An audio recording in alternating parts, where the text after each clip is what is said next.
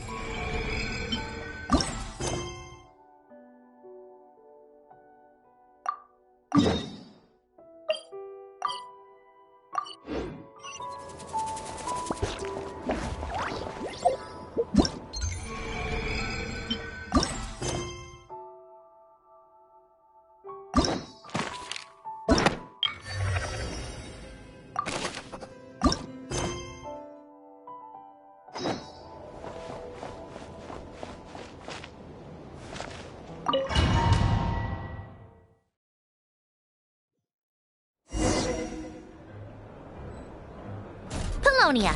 Search keyword world formula and bring me all relevant books.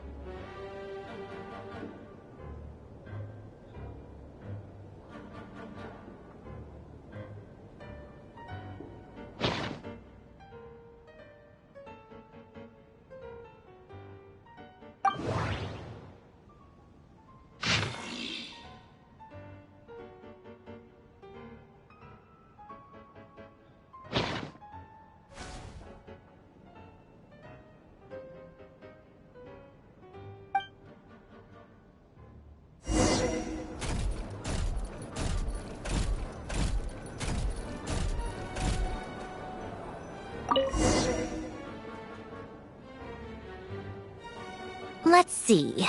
This one is on Tonki's sermon dictation concerning the apocalypse. I believe that the correct term for this is Fortuna. This was an ancient Romorian technology, a wisdom unparalleled. I never imagined that Romorian ideas would be so similar to the diagram I have named, the world formula. This is strong evidence that human civilization should gradually shed possibilities as it continues to explore and evolve. The end of humankind may well be upon us right now, as we consider introducing variables from outside the system. Variables. Surely that can only mean one thing. Descenders? Dottore likely captured the traveler because of her descender status. But the Three Moons' authority comes from the world itself. Why would Dottore need anything beyond that? Where does this variable factor in? The world formula calculates the fate of an entire world. Introducing a variable would therefore give us...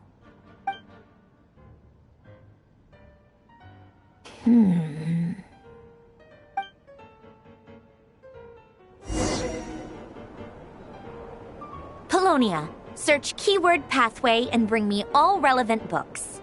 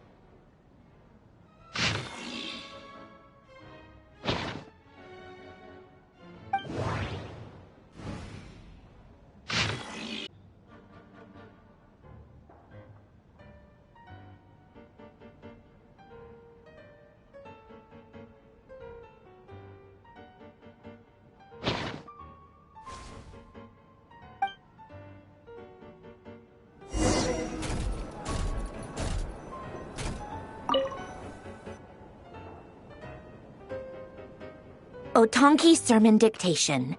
Explications on the Chemical Marriage. These titles are pretty esoteric. Observe and compute the pathway displayed in the guidance diagram.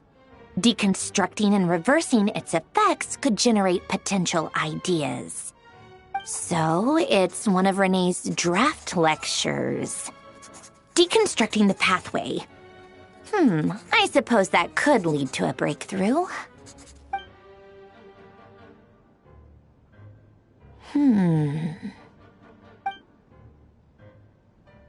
This is so long. This guy sure loves showing off his knowledge.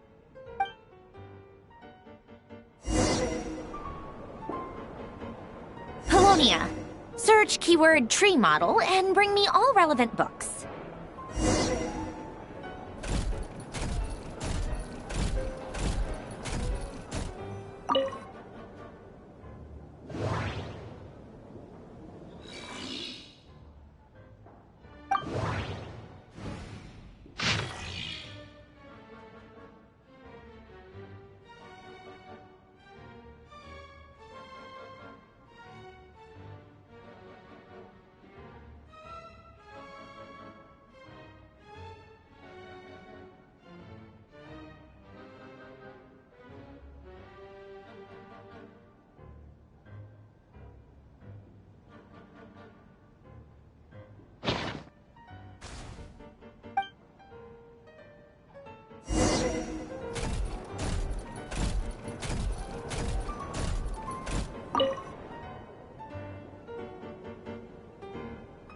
Most of the experimental devices proposed by the Lilia Crucis Ordo are built based on the simple and basic logical structure of a tree model.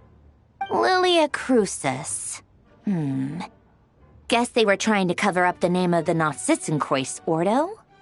When Duke St. Germanus departed, he said, "It seems that there's no going back." Alas, he is only a genius when it comes to machines. In all other things, he is but ordinary. Excuse me? I'm sorry. That's just ridiculous. What kind of book is this? Great Detective Herlock, The Alchemist and the Clockwork Saint? Isn't this a novel? Come on. Still, the author swears that they knew Renee well. Whatever. I guess it's not beyond the realms of possibility that Renee would say nonsense like that on occasion. Memory, wishes, souls, and persona. Frankly, this sounds more like occultism, but if Albedo vouches for it, I suppose there must be some alchemical basis to these techniques. The way Alain Guillotin saw it, the world was comprised of machines. The universe needed machines, and thus his technologies were created. That's why I was born.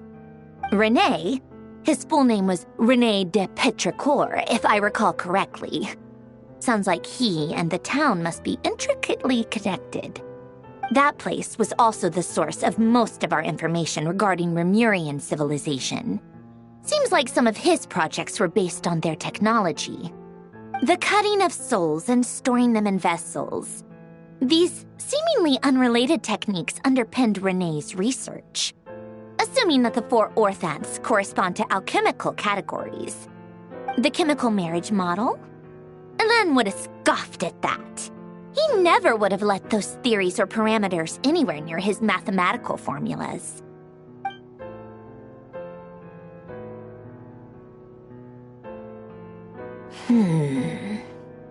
What was Alain's view on René?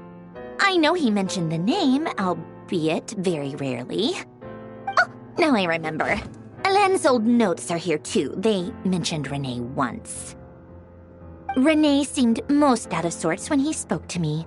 A lack of sweet foods has dulled his mind, I should think. Either way, his words are not to be believed. Yep, that sounds like Alain. My subordinates actually did a half-decent job digging out all these materials. Makes a change. Good for them. Some of Alain's old files are completely consistent with these records. He must have gotten them from the Tower of Gestalt. I never knew he got his hands on René's records that early. He may have kept them, but he never even heard they said.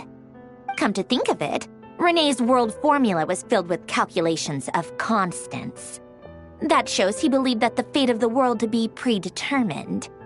As for Elan, it's been too long. I forget what he said. What would he have said? A guy like him, fervent believer in machines, but not headstrong enough. The world can be changed. It is worth persevering. Yes, that's how he used to think at least. He created that procedure to save this world. Yet the scale of the world's fate proved too enormous. The result was beyond his ability to calculate. He died having never seen the outcome. And there I was, left behind in the ashes of his dreams. Did you really never take a close look at Renee's research? Or did you read it but deem his philosophy incompatible with your model? The very thought of trying to incorporate his ideas probably made you feel sick to the stomach. Well, don't worry, because there's a whole new category of lunatic in town. Next to Dottore, every other madman looks sane. You once asked me what I wished for. Should have asked him instead. He's the one pining for things you'd sooner die than witness.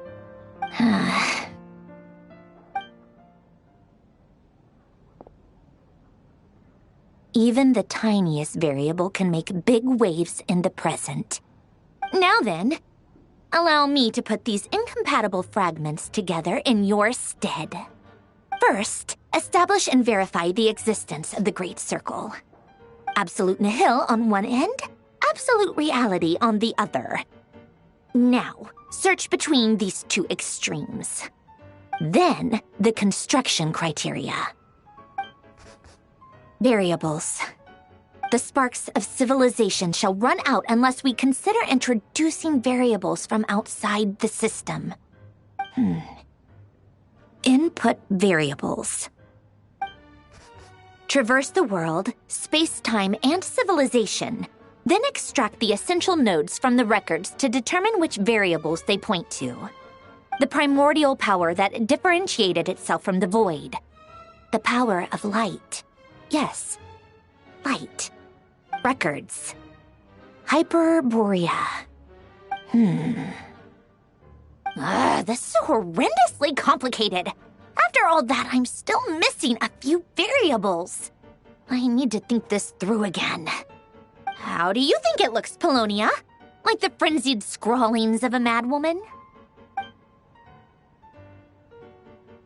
Fine, keep it to yourself. It's not like you can talk anyway. I'll assume you gave it a passing grade. I jest. But true madness does often start with trying to save the world. What would Arlecchino and Columbina think if they saw this incomprehensible hen scratch? They'd probably have me institutionalized. So would Rosaline. She's been dead for a while now. When I close my eyes and think back, I can still see her face. And that enormous dress she used to wear. Such a bizarre choice. What possessed her? Oh, and the clack-clack of those heels used to drive me insane. No one's asking me, obviously, but I hope you all know that I never wanted to save the world. I'm not crazy. I don't have delusional ambitions, and that's a clinical fact. The world needs a solution, but I don't need the world's validation. It's the world begging me for answers, not the other way around.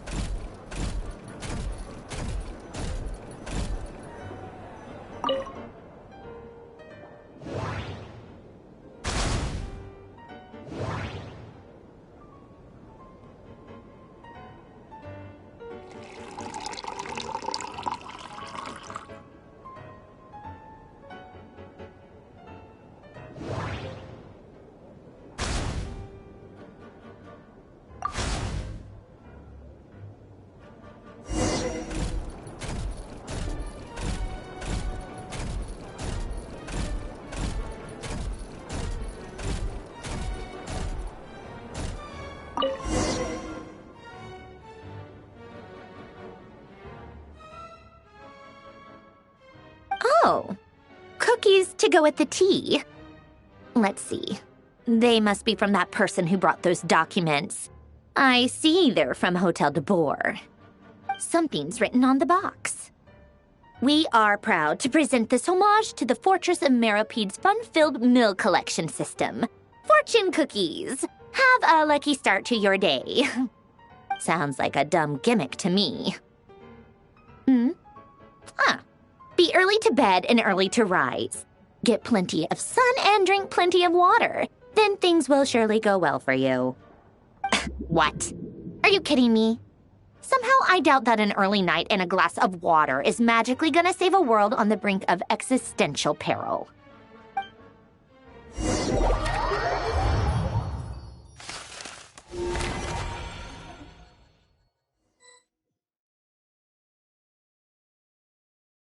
Lady Arlecchino, word has reached us that Lady Marionette's troops are all in position. They are ready to act as soon as the order is given.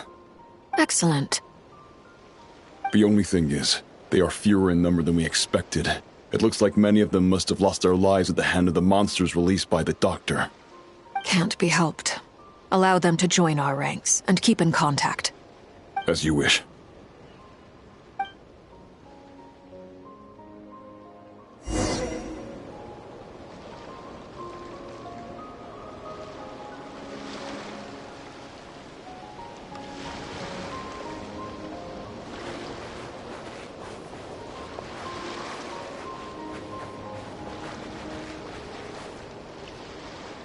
It's been a while, Arlecchino. You look well.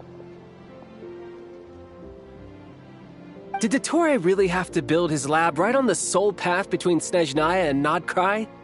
Had to go on a huge detour to stay out of its line of sight. Sounds like an arduous journey. I assume you've brought word from Her Majesty? Of course, all part of the job. Firstly, the Tsaritsa has authorized Fatui Internal Affairs to review Dottore's case. They will reach a formal verdict on whether he has turned traitor and whether he poses a threat to Snezhnaya. While they're working on that, I've been ordered to come and receive the refugees from Nodkrai. They are nearby. My team will escort you to them shortly. Great. Aside from that, Her Majesty has a message for you and Sandrone personally. Huh? Where is Sandrone? She stayed behind to work since I was making the trip anyway. It seemed sensible to have one person on standby at base while the other came out to meet you. All right, guess that's just how she rolls. In that case, tell her that the Tsaritsa's decree this time is pretty awesome sounding. I think she'll like this one. Still, I wonder what... Wait, what's that? Did one of our troops turn into a monster? Take him out.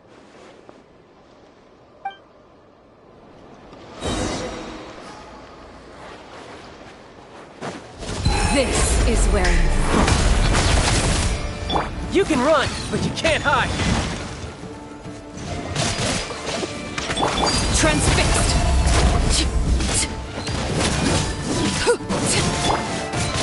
No time to... Yeah.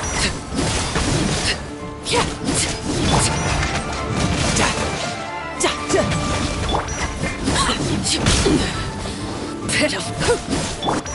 You're mine. You've gotten stronger, Arlecchino. Nice. Stop that right now. I appreciate the praise, but I am not fighting you today. I knew it.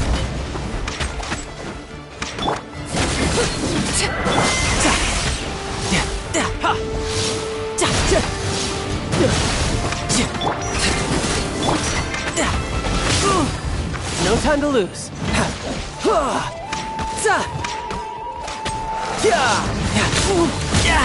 Amateur mistake. Laid bare. You're mine. Brace yourself. This is gonna hurt. Bring it on. Everlasting as the moon. Overruled.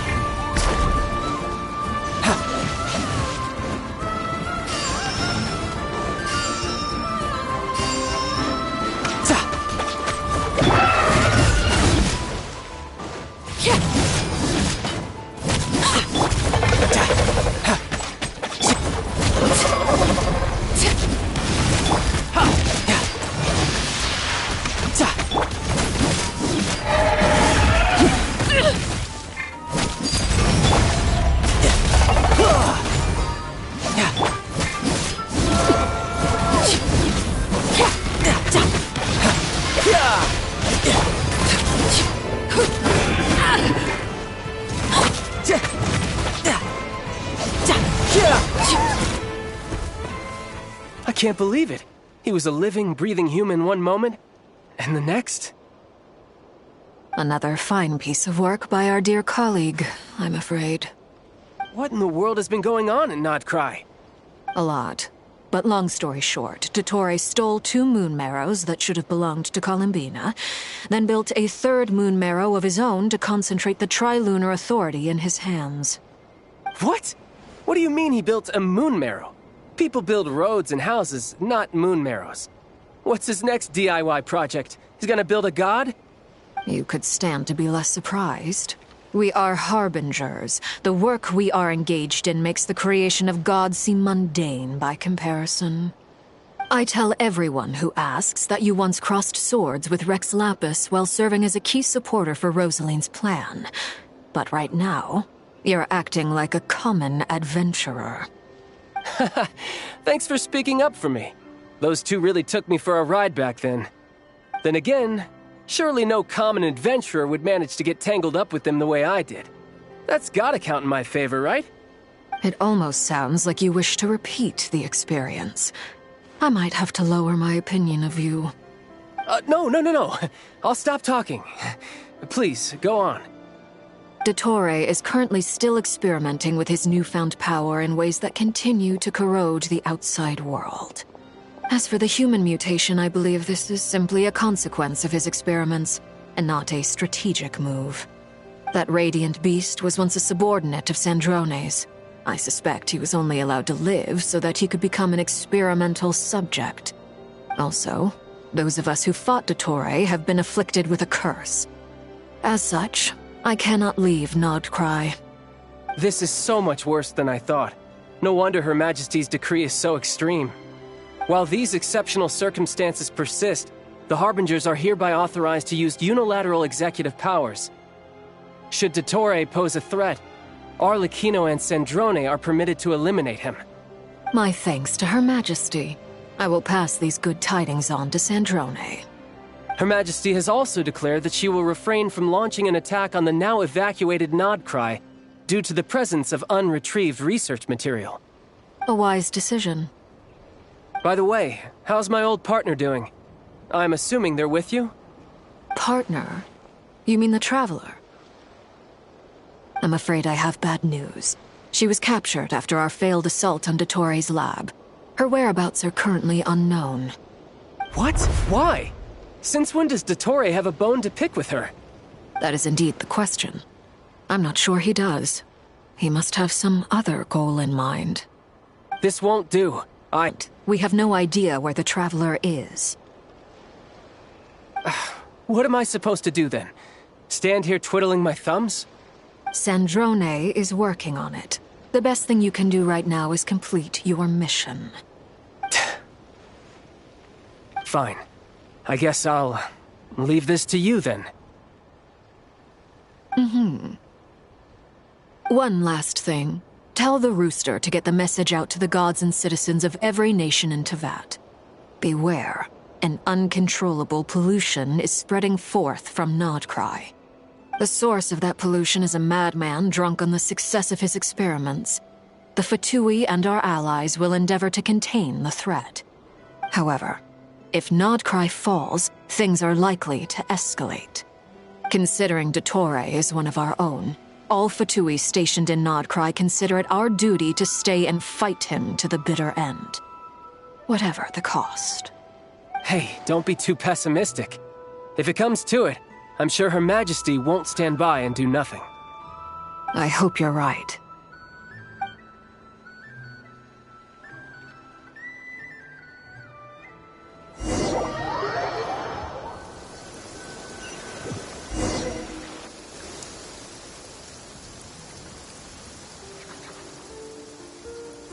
You're right on time. Thanks. Hey, do you think I'll get that gliding exam exemption? I made sure I was on my best behavior in Mondstadt. I landed well outside the city and walked in through the gates. I'll help you apply, don't worry. For now, let's see what we have here. What are the doctor's energy fields even made from? The usual attract and repel principles that govern Kuvaki don't seem to apply to them. They are very mysterious.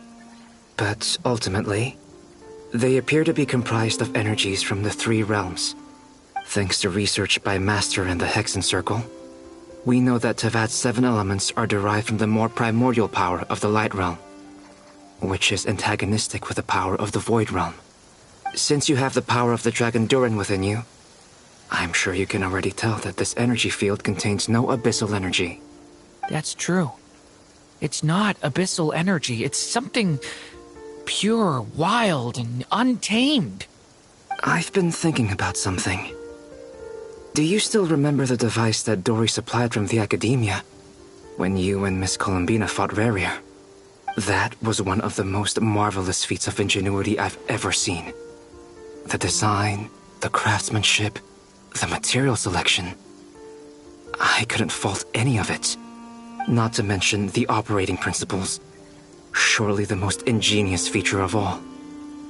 Dory didn't go into detail on how it functions, but I have a working theory. The clue was that Miss Columbina was somehow able to use the pyro energy that you provided, despite the fact that, as a moon goddess, she should only be able to use Light Realm energy in principle. Now, all elemental energy is, of course, derived from Light Realm energy to begin with. Hence, I suspect that the device works by restoring elemental energy to its original state. This presumes a theoretical model of the 7 elements akin to that of light refracted through a prism. Perhaps it is no mere analogy. Maybe there is indeed a prism in this model. I almost wonder if the idea for the device was conceived based on direct observations of said prism. It would explain how such an ironclad design concept was achieved. It is at once a masterwork of engineering and a groundbreaking application of the Academia's latest elemental theories. I suspect only Lesser Lord Kusanali herself could have devised such an ambitious technology. But back to the energy field before us. If this is pure Light Realm energy, its relation to elemental energy is one of integration versus division. Or you could say that the former contains the latter. Could this mean that elemental energy can dilute the power of the Light Realm? Should we give it a try? We should.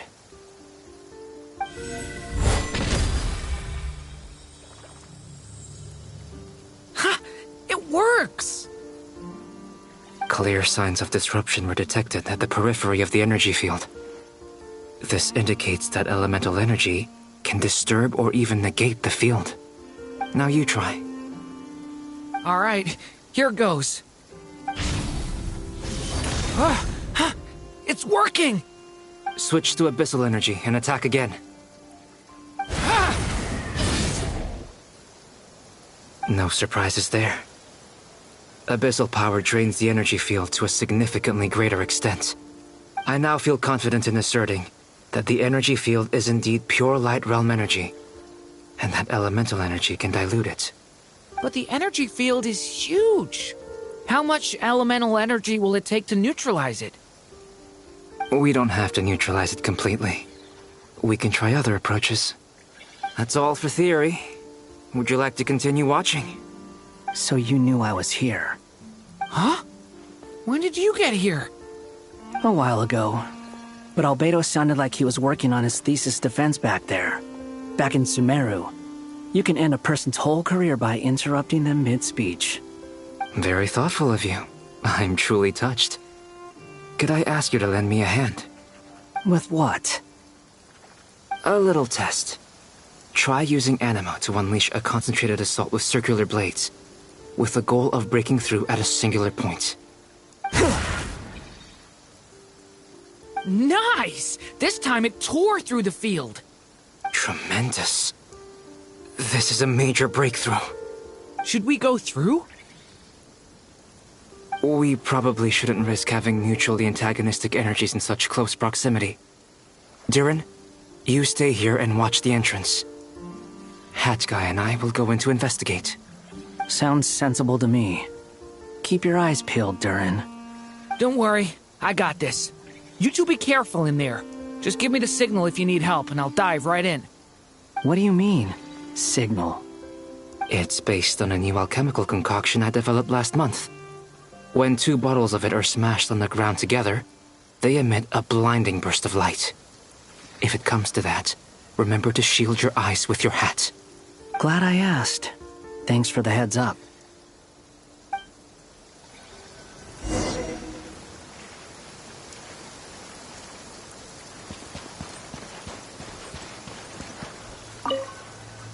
Like I thought. Beyond a certain distance, we can't see the opening where we came in. Maybe that's to prevent people from escaping. Sounds like Dottore style to me.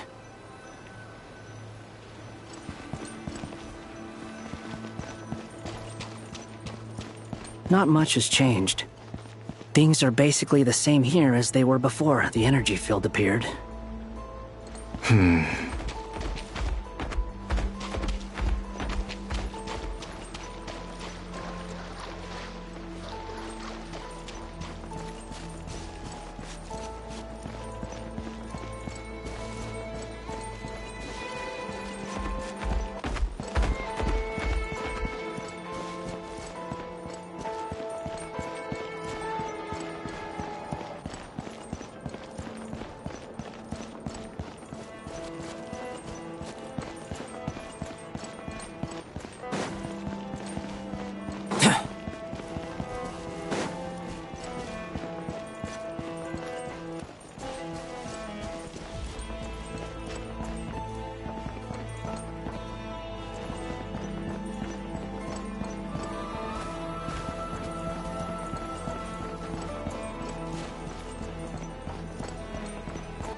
We can only assume they're dead.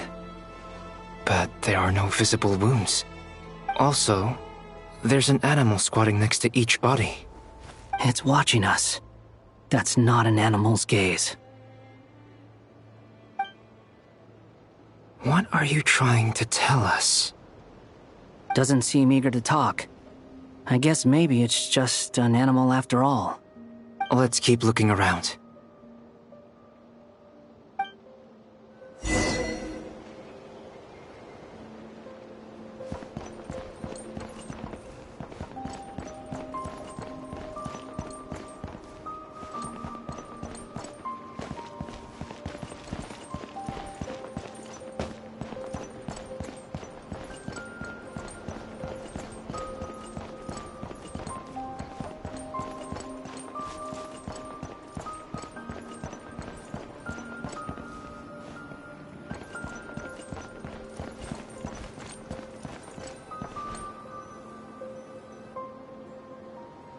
Same situation everywhere.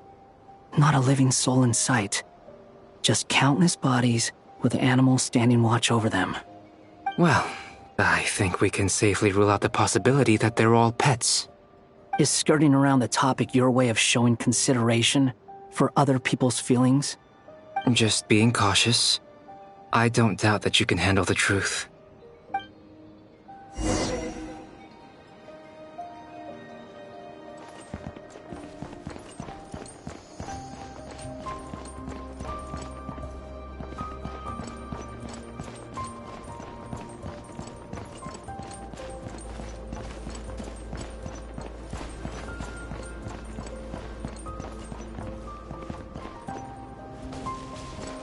Careful. Please. Help us. Please. Over there, I hear a voice.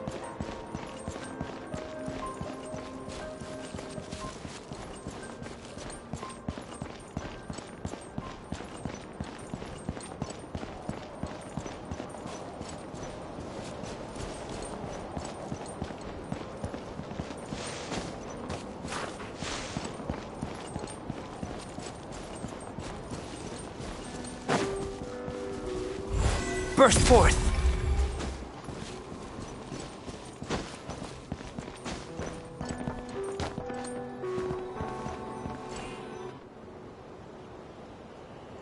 Please.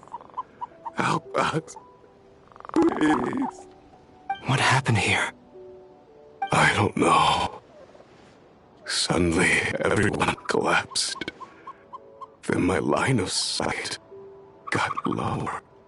I still have some of my senses left. I gotta get out of here.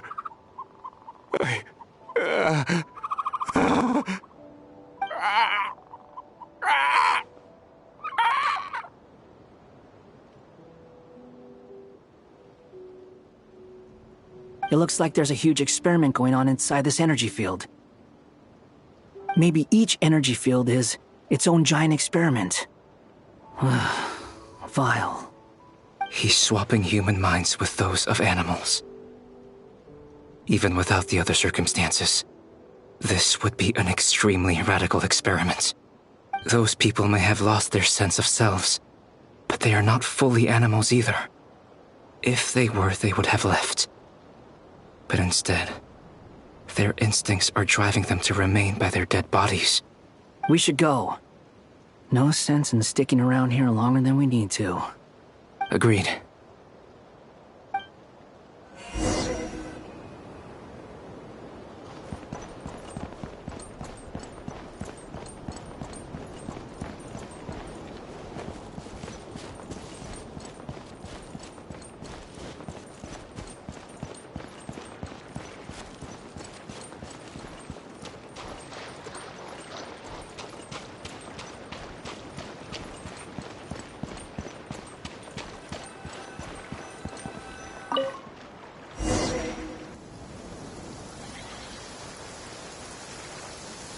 You're back!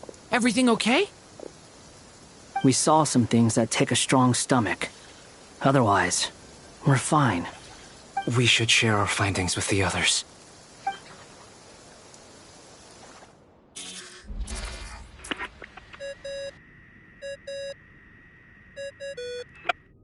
Yes? Who is it? Miss Nefer, it's me, Albedo. We found a way to break through the energy fields. With enough control, it's possible to tear them open using elemental energy. Also, we managed to take a look inside. Dottore is carrying out his cruel experiments on an immense scale. Any residents who have failed to evacuate in time will likely meet a grisly end. Sounds like he's living down to our expectations. Might I ask how things are proceeding on your end? I'm just about to get started. I'll be in touch once I have a result. Understood. Stay safe. I will.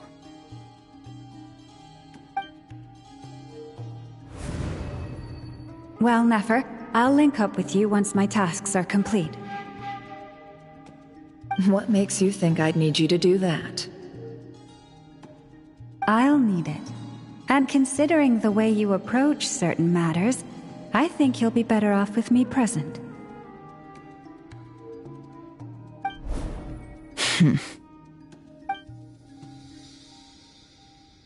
Let's begin. Entering simulation mode. A vast wasteland. Is this the Traveler's inner world? I was expecting something more vibrant, to be honest. Wait, someone's there. What are you looking at?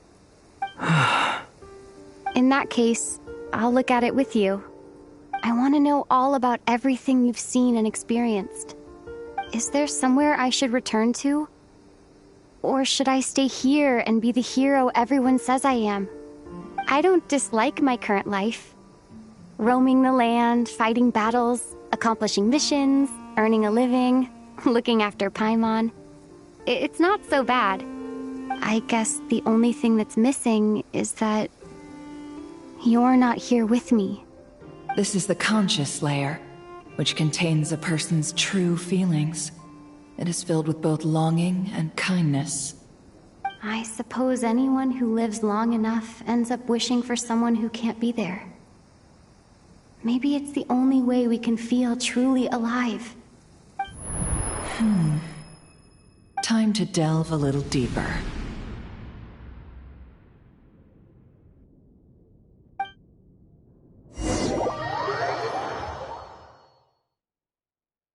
Nasha Town is hardly the optimal choice for a place to live, but it has character and a reasonable population density. What are you trying to say? Oh, don't be nervous. I was just thinking where might make a good starting point for your journey. Perhaps I should send you further afield. Conria, perhaps. Conria ceased to exist long ago. Once again, you fail to understand the possibilities that the Tri-Lune creates. Anything that has existed in the past, I can now recreate. You simply do not wish to see that happen. That might be because you miss your sibling and fear getting answers that you are not ready to learn. But this is not for me to judge. If we are to collaborate, we need to maintain an amicable relationship. In a moment, you will be able to... Oh, no. What are you...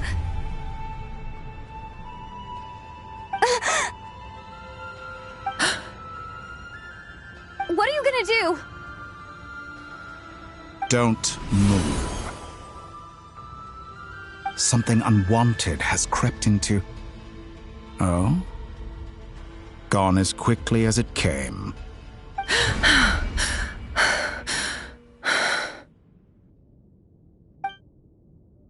Did you save me? If I hadn't cut the connection, Dottore might have caught you from the other side and destroyed you. This was a good idea, but once is plenty. You were exceptionally brave. Excellent work. Thanks, but now's not the time for that.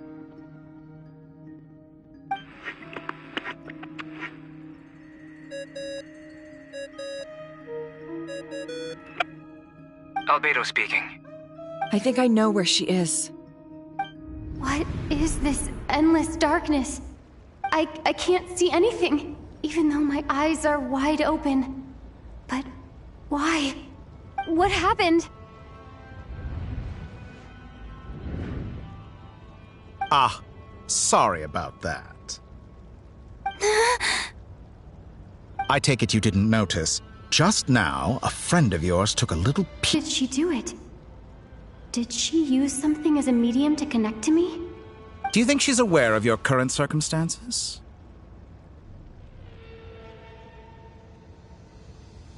Oh dear. Have I stunned you into silence?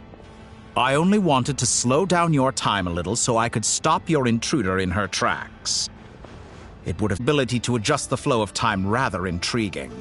The moment you closed your eyes, time seemed to grow impossibly viscous, didn't it? A whole month passed before you opened your eyes again, but only for you. No one else was affected. I dare say this is something only a god can achieve. Point taken. You've proven once again that you have god-tier powers. Oh, you misunderstand. This wasn't about proving a point. I was testing things out. I find I learn best by doing, and I have to admit, time is not the easiest dimension to control. I only wanted to make you sleep for a short while, but it ended up lasting a whole month. Clearly some finesse is required to wield the authority over time as I wish. I hope you're not angry with me. It was only a month's discrepancy, nothing too serious. Had I been off by a year, a decade, or even a century, that would have been quite a different story. You could have frozen me for millions of years. So much for collaboration. You aren't showing much sincerity. Millions of years? To what end? I wonder if you don't understand humans all that well. They are very pragmatic creatures who understand only that which they can perceive with their senses. If I had you sit here for a week, I imagine people might sympathize. But if I left you here for 100, 1,000, or 10,000 years, the sheer size of that number would cause it to lose all meaning to them. They would not have the capacity to comprehend your suffering, and thus they could not empathize. Unfortunately, while gods do exist in Teyvat, it is ordinary humans that account for most of the population. Their lifespans are so limited, their bodies so fragile. Did you ever really hope that they could begin to understand someone like you? Your long life and unique origins make you fundamentally different from them. How long will it be before they start to treat you like the alien you are? Before you are ostracized, outcast? Alien. Even I feel bad for you sometimes. This world has made you into a slave. So many times you have served its will, and not once have the powers that be ever thought to grant you the one simple thing you wish for. You have been treated most unfairly. I can change that.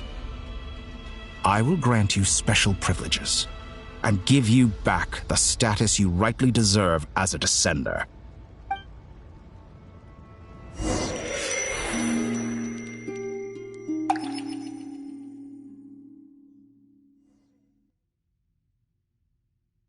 I've entered the past 3 times at this point, but I still have so many questions. For instance, beyond each point being further back in time than the last, what determines the specific locations at which I can make entry? So far, the common thread linking all 3 scenarios is that the Traveler has been present. But it's more than that. I know I sensed something familiar around her. What was it? I'll keep this question in mind as I carry on.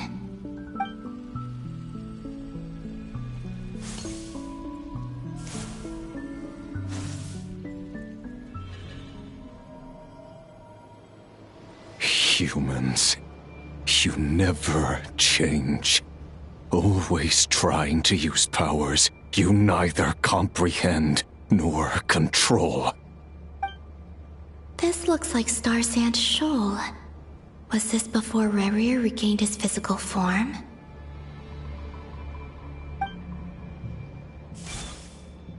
You've messed with the cannon again, huh? Sorry, but this round's not gonna go your way. The cannon. That's right. I was at Silvermoon Hall and I sensed an abnormal Kuvaki fluctuation coming from Nasha Town. And right after that, came an ominous power emanating from Star Sand Shoal. My body was once torn into countless pieces and hurled into the swirling chaos of time itself. But even so, my life and will were not extinguished. I wonder if I could try to prevent his resurrection. But how would I do it? What can I do, here and now? Traveler! Behind you! Look at that light!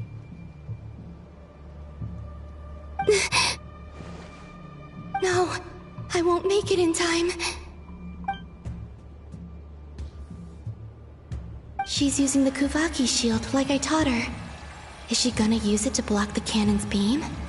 She's strong. I'm sure she can manage. But the force released when the beam impacts the shield might lead to collateral damage. EC Island. The Frost Moon Scions will be exposed to lethal levels of Kuvaki. A question, if I may. Kind Miss Columbina. When the cannon's Kuvaki beam was deflected earlier, I saw several bolts of energy streak toward Hisi Island, only to be blocked. Did you also have a hand in that? Maybe that really was me after all. Well, future me. But I don't know if I have enough power left. Sigi sato pasa sais, niti ipotofutos. There's no time. Osestikos paratin tiram to risuiku, to pirto aithion feraton. I have to make it. Oh, Frost Moon. Oh, great land. Oh, slumbering moonlight of Nodcry. If you can hear me, if you can sense my call, then please, heed me once more!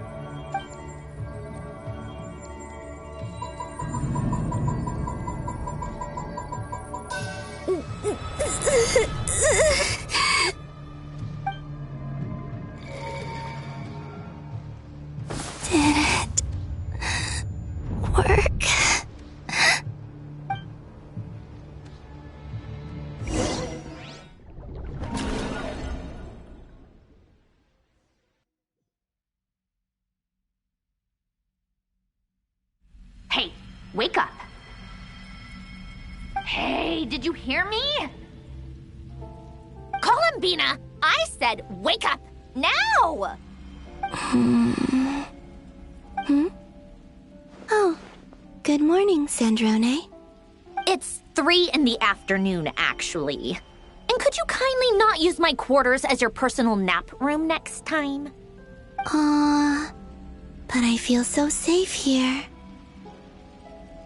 And your coffee, right? It's so bitter, but it smells lovely. It's like you were raised by wolves in a forest or something. What did you drink growing up? Grass tea? The Frost Moon Scions certainly led a more frugal existence than the Fatui. Then I'll bet you've never eaten one of these before. It smells delicious. That's because it's a Fontanian recipe. I had a little free time today, so I made a batch. Rosaline will be here shortly, but if you really can't wait, I guess you can go ahead and... Hey, at least let me finish before you start eating! Did the Frost Moon Scions not teach you basic table manners? Or did the rules not apply to you because you're the high and mighty moon goddess? These are so tasty. Of course they are. I made them. I was worried they might contain traces of machine oil. What?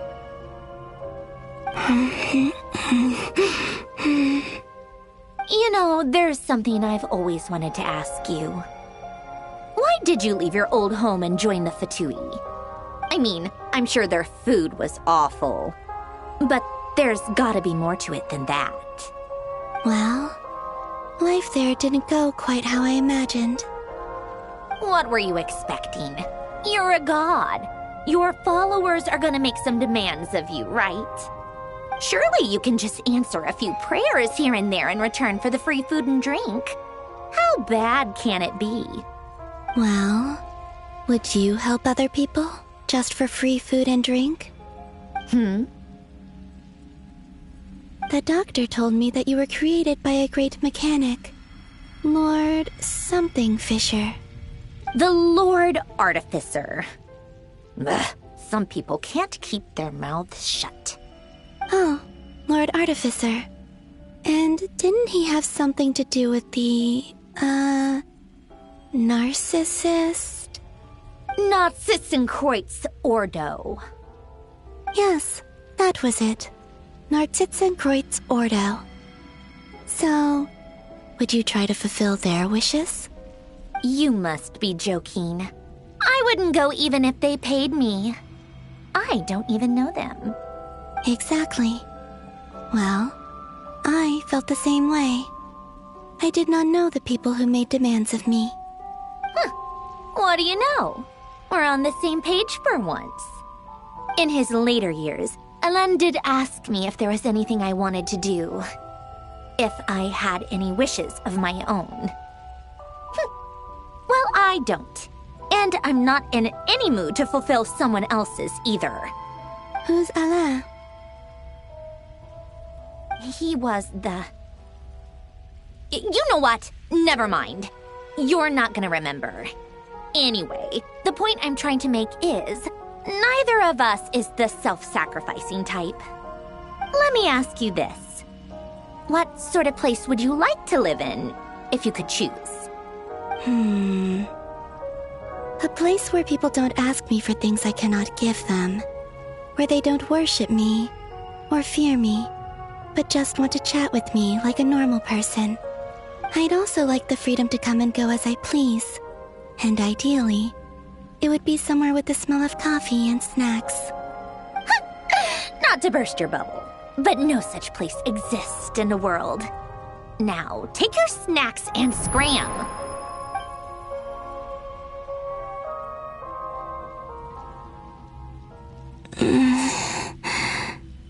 Did I pass out? Of course. I'm back here again. I dreamed of events from my past. Sandrone. Traveler, I miss you all so much. Back there, I guess I managed to harness all the Kuvaki energy on Hisi Island. But how did I do it?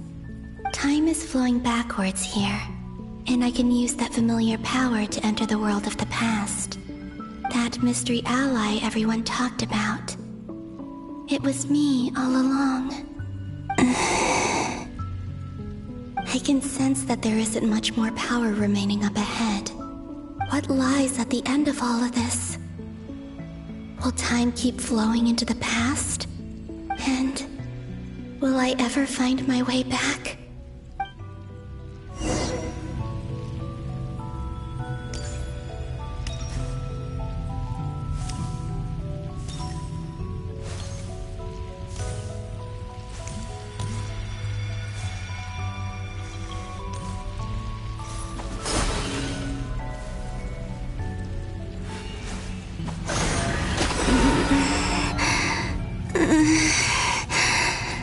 It's getting harder and harder to use my power.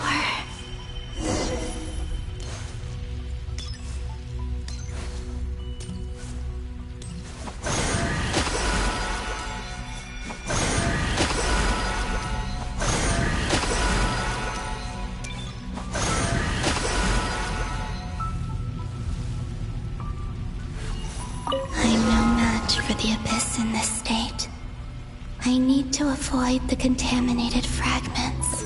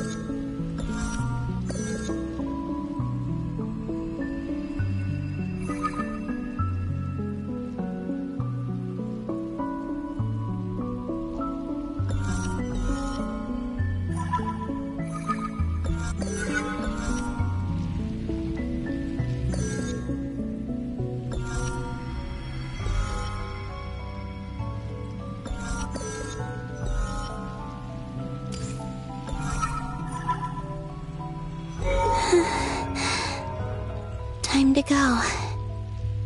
I wonder where I'll find myself this time.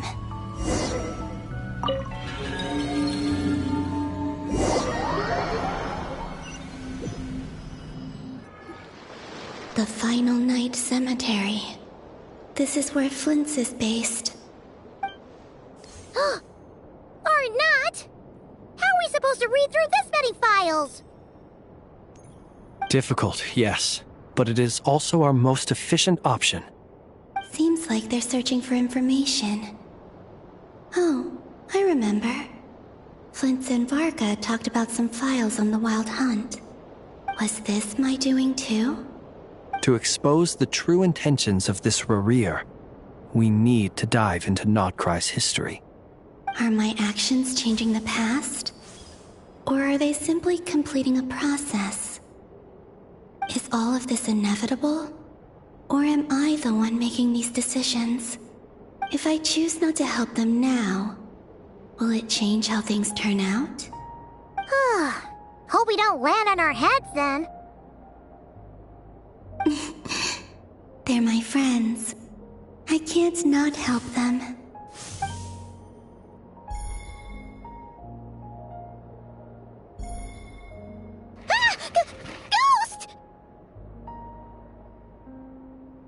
And the other one was... here. Hey! Another file's moving!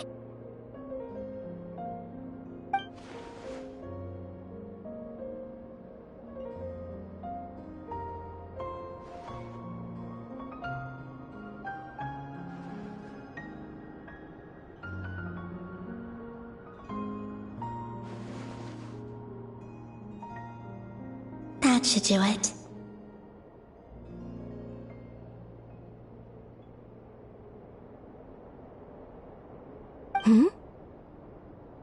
Luanatar? You can sense my presence? Wait!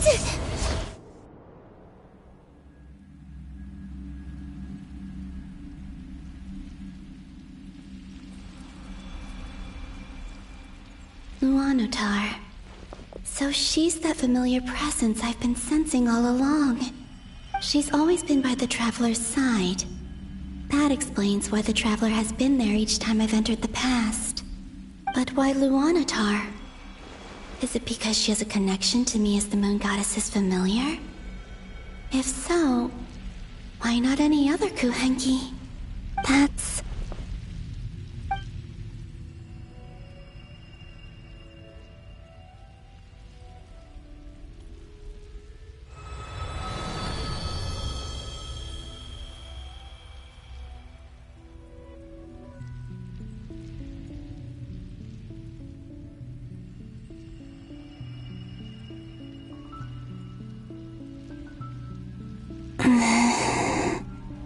I cannot sense any power up ahead.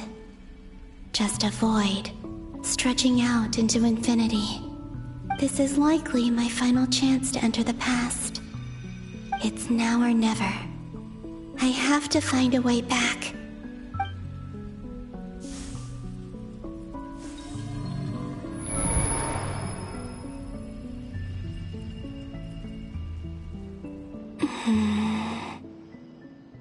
Hisi Island?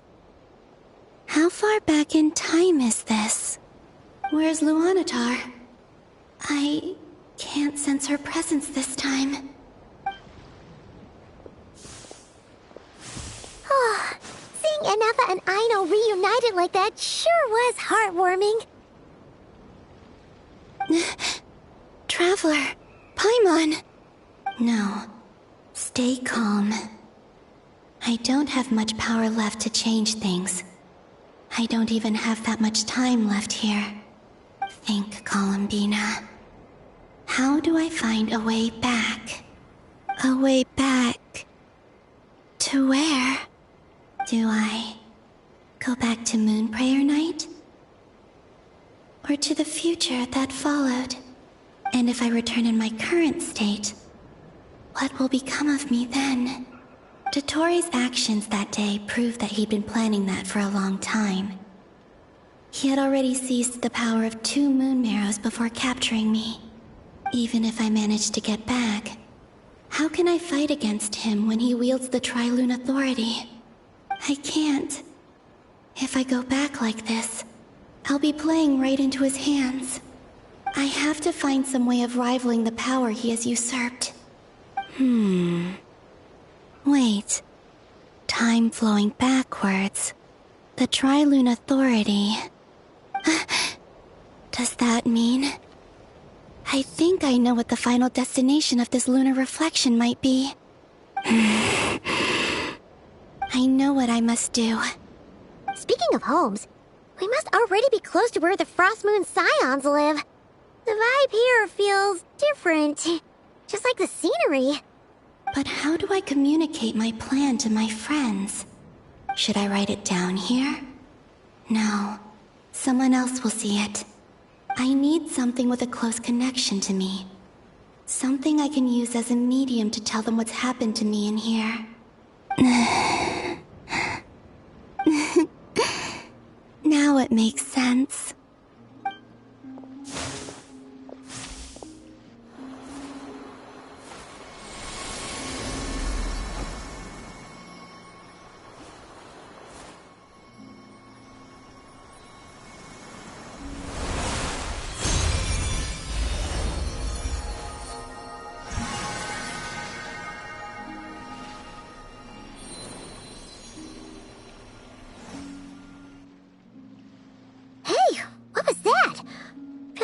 some sort of breeze blew by, and then the petals suddenly turned into...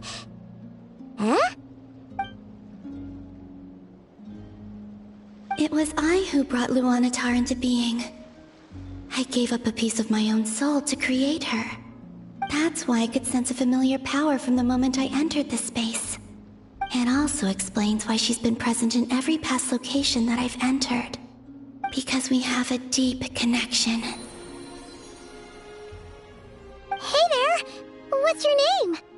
And the reason why there are no more gates to the past after this point is that Luanatar hadn't been born then.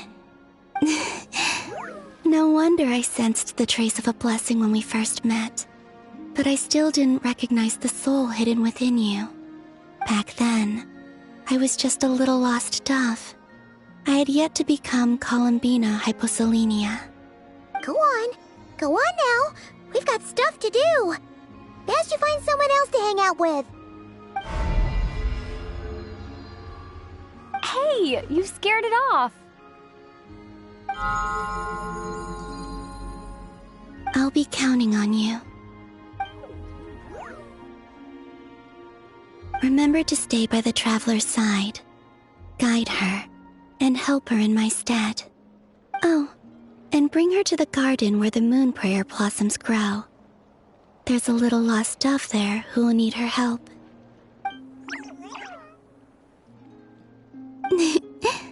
Go on.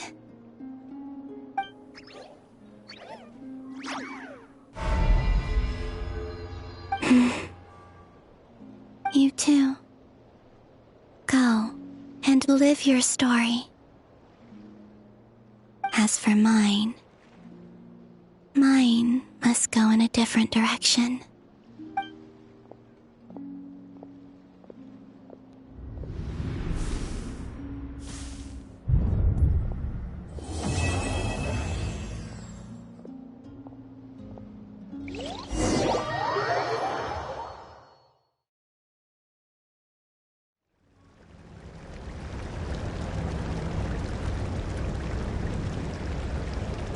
How would you like to experience the thrill of never being held accountable for your actions? You could crush people like ants without consequence, or tear off their heads or limbs as you please. Believe me, such a life is but one small step away. What point is he trying to make? Freedom? But the freedom to kill? To do evil and get away with it? Why would you offer me that?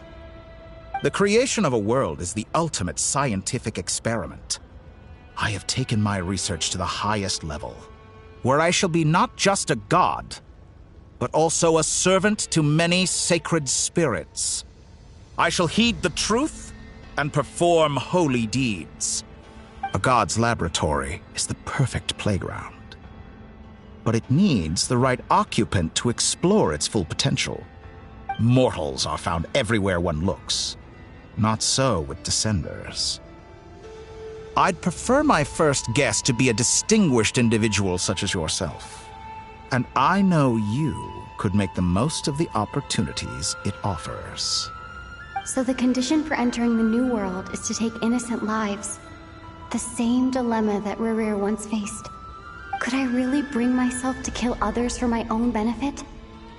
Rerir did. And look where it got him. Have you made up your mind? I can't do it. Your playground is no place for me. You're putting your hopes in the wrong person. But we both know I'm not quite the hero you say I am either. I have my own reasons for the journey I'm on. And they aren't all selfless. You've grown a lot since we last met. But there are still things you are unwilling to compromise on. This will only hinder you. Why don't I lower my requirements a little as a gesture of goodwill? I'll give you a little time to learn to be a less noble soul. That'll make things much easier for you. I really doubt I could live that sort of life. And yet you already sound less defiant than a moment ago. The benefits appeal to you because you can read the signs of the times. Why don't we return to my research facility? Your last visit was so rushed. There is much that I have yet to show you.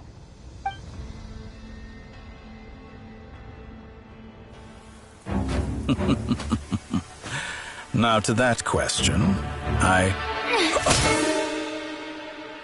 Heroes don't attack from behind. Guess I'm no hero. This is most disappointing.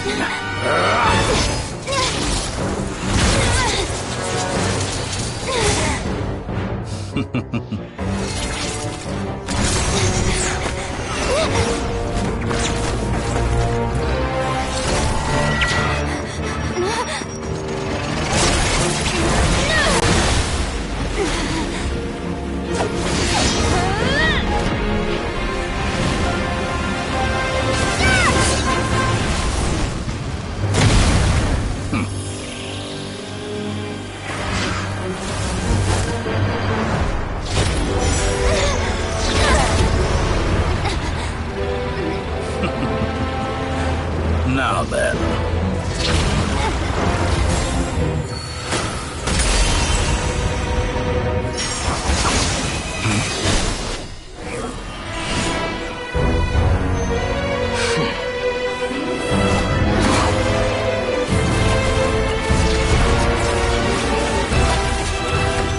A new face. Interesting.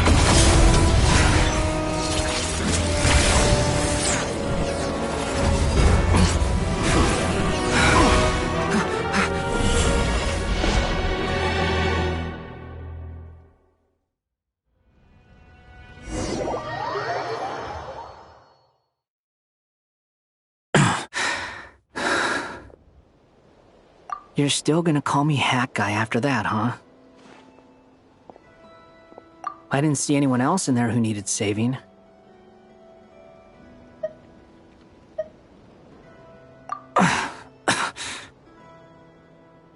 It's nothing. I'll be fine.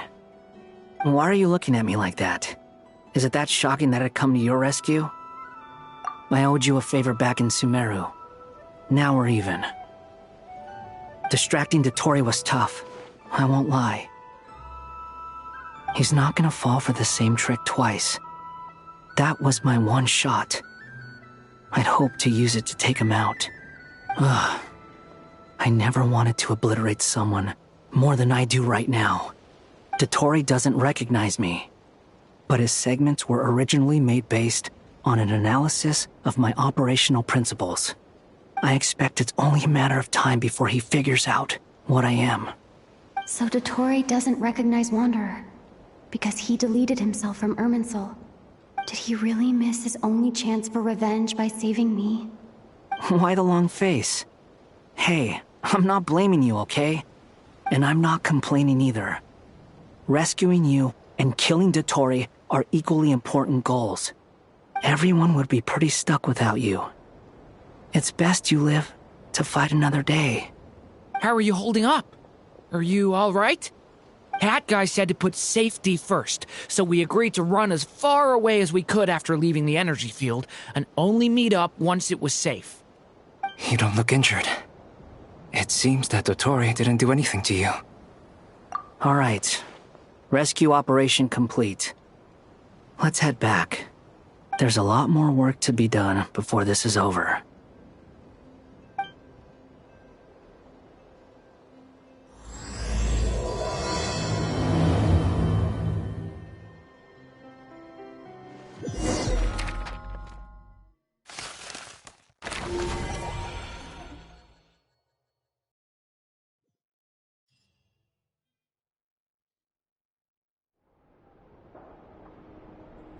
Understood. I will bear the Tsaritsa's decree in mind. I don't see what's so awesome about it, though. Does he really think everyone else is as immature as him? I'm not stooping to Tartaglia's level. I thought you might say that. How's your progress? Quite promising, actually. That alchemist Albedo gave me a few ideas. Remember how I asked you to look up some files for me? That stuff on the Nachtszitzenkreuz Institute. René de Petrichor and Jakob Ingold. Elangilton despised Renee's theories and methods, but he never managed to come up with better alternatives either. So I adopted some of Renee's ideas. I thought Alain was like a father to you. He and Renee were mortal enemies, were they not? And what would you say if Lenny and his friends one day learned something useful from someone you utterly detested? I would applaud them for it. That would mean that they have surpassed me. For all we know, Elangilton might have thought the same thing. Not that it matters, though. He's dead, and I'm alive. So it's my call to make. Once you die, it doesn't matter how great you were in life. Only the living get to decide what happens next. Hey, come on out. They're back. Huh?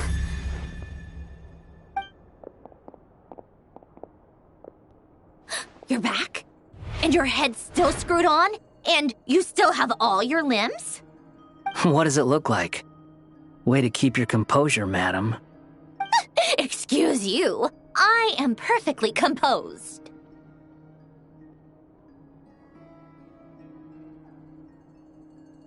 Glad you're okay. Yes, it's a huge relief. Worry? Oh, yeah, right. You think we, the Fatui, were worried about you? We were worried sick.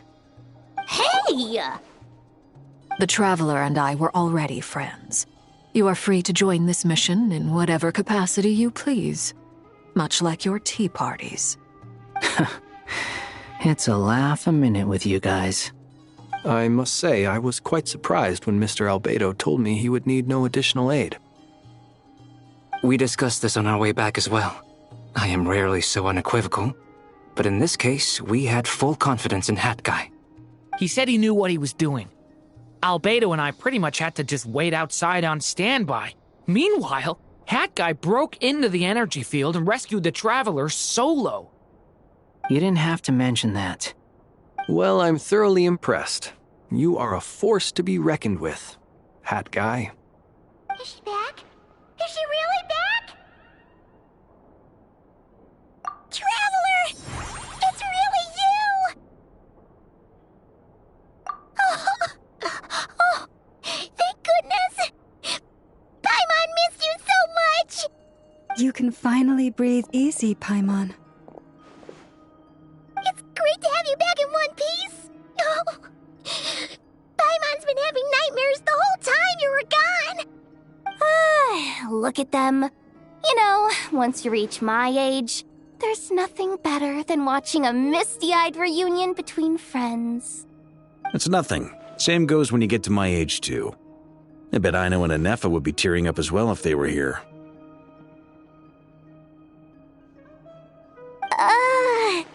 Varka, I'm not sure Anefa can cry. Oh, yeah, good point. Hey, your eyes are looking a little red and puffy. Come here, let's hug it out. What? Ew, no. No, thank you. You're not my dad, okay? Knock it off! Everyone, I'm sorry for all the trouble I caused you. But the silver lining is, I didn't come away from this ordeal empty-handed. While I was being held captive, I learned a lot about Dottoro's current capabilities and what he plans to do with them. Allow me to explain.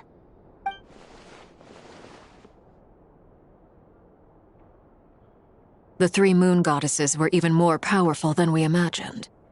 No wonder Dottore believes himself to be equal to the gods, maybe even superior. Utter blasphemy. While everyone was gone, Nefer and I made an interesting discovery, and I believe Miss Sandrone has something to share too. Ma'am, perhaps you could do the honors?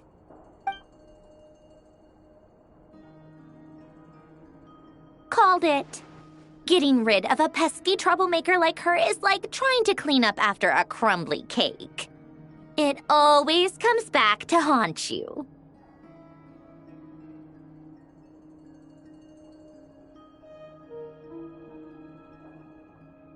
Our next step is to find a way to bring her back. A place where time flows backwards, with no destination in sight.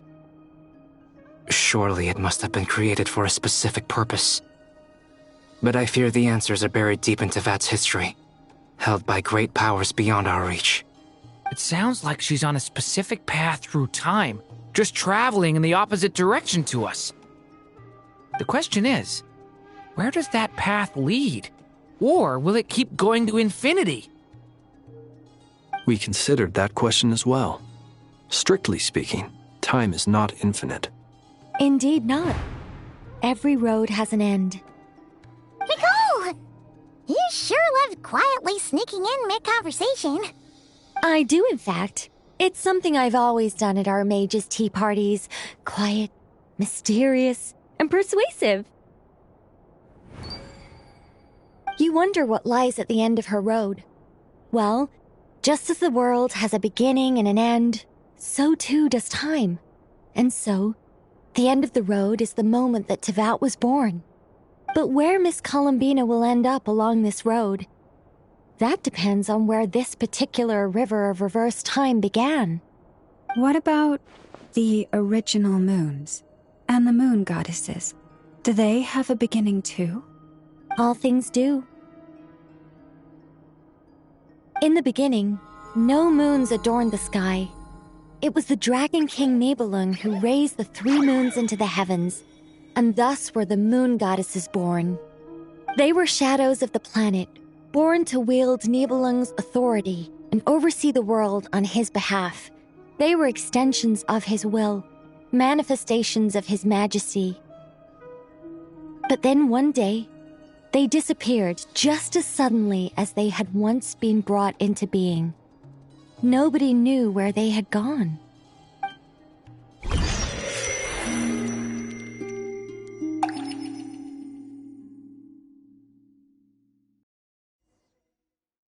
Like I thought, no more paths back to reality have emerged since. But how can I be sure that I'm going the right way without scenes from reality to keep me on track?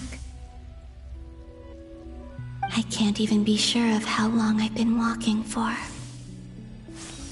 The further I travel, the less stable this space becomes. There are even moments where I can sense something that feels like abyssal energy. They can just materialize out of thin air. I have to keep my wits about me.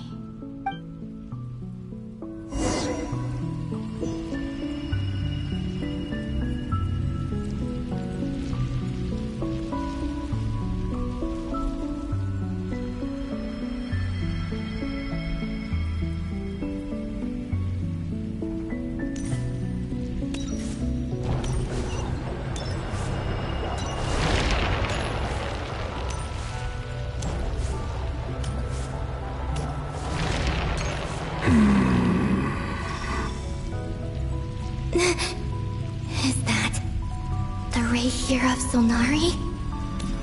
I can't believe...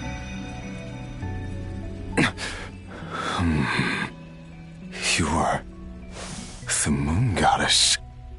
But how? Please, there's no need. I'm not interested in fighting anymore. I find that a little difficult to believe. Yeah. Honestly, so do I. The way you used my own power against me was... It was a brilliant strategy. And then, in the final moment before I was thrown into this space, I got to see an old friend. Mr. Dainsleif. Right. It was so long ago now. But we were friends once. When I first got here, I was filled with hatred, remorse, and rage. How I cursed and devoured. I tore everything here apart. I was consumed by the desire to leave this place and have my vengeance. But to no avail. This is a place with no exit. This is the second time I've entered this space. Though I have no memory of the first. I was torn to shreds the moment I entered. But this time I survived. It must be partly because of this new body, and partly because of all the Kuvaki I absorbed in Nodcry. Are you the source of the abyssal power in here? Not all of it. Some is from when I first arrived here and tried to destroy everything. But there was already a degree of abyssal power here before I entered. And like a venomous snake baking in the merciless sun, it tried to slither into my shadow. Tried to? So, you rejected it? Yes. Because after that, the world suddenly became silent for a moment. What do you mean? The voices in my head, they were gone. And then I saw her. Her? Thalindis. My former lover. Never mentioned that she saw a memory of Thalindis leaping into the moon's reflection. More precisely, I saw her afterimage. I'm sure the real her is long gone. She was just an ordinary Conrian. She couldn't have survived here for very long. Anyway, why have you come here? Didn't you know it was a dead end? If I hadn't escaped through the moon gate, my friends would have been in far greater danger. Oh, I see. Because of your power. The power of a moon goddess. What? You'd like to know how I know, wouldn't you? The one who resurrected me said so. I could hear a deep lust for power in his voice. Do you mean... Dottore? Dottore. So that's what he's called. He'd been collecting fragments of my body for a long time. All so that he could resurrect me at the moment of his choosing. I had no interest in his research. But being as corroded by the abyss as I was, we were aligned as far as hunting the moons and recovering my strength were concerned. So that's why the Wild Hunt suddenly became so active in Nodcry. When I left the Fatui in my weakened state, Dottore must have felt that his time had come.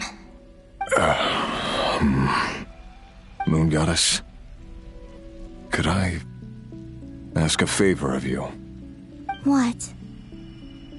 I know this is a lot to ask, especially from someone who tried to kill you. If you refuse, I won't fight it. But this is the only thing I desire now. Nothing else matters. What do you want? I'd like you to take a message to Thalindis for me. Thalindis? But... Yes, she's dead. But like I said, I saw her afterimage. I can sense that some part of her soul remains here. Far, far ahead. Why don't you go and speak to her yourself? I can't. I don't know why, but I can't move freely in this space as you can. All I can see is a glimpse of her, walking away. Just like the moment when I last saw her in life. In return, I will clear these abyssal obstacles for you. No, not in return. I'll clear them for you. Whether you want to help me or not. It feels like something I ought to do. Why? Yeah. Why, indeed. I've been asking myself that question a lot recently. Why did I do the things I did? I'm tired of it all. Tired of the person I became. People used me. And then I turned around and started using others. I hurt a lot of people. I think I grew tired of it long ago. But I wouldn't admit it to myself. And ultimately, that's how I ended up here. What do you wish to tell her? past, my mistakes, everything that happened after we were separated. Is it okay if I give her the abridged version? Yeah, I'm sure there's plenty you can skip over. Just tell her the important parts. Whatever you think that means. Like the part where you relentlessly tried to kill us? It's up to you. Love demands honesty. But my relationship with Thelindis was built on lies. We hid too much from each other. But after living my whole life in the shadows, I don't want to hide anything anymore. I will do my best.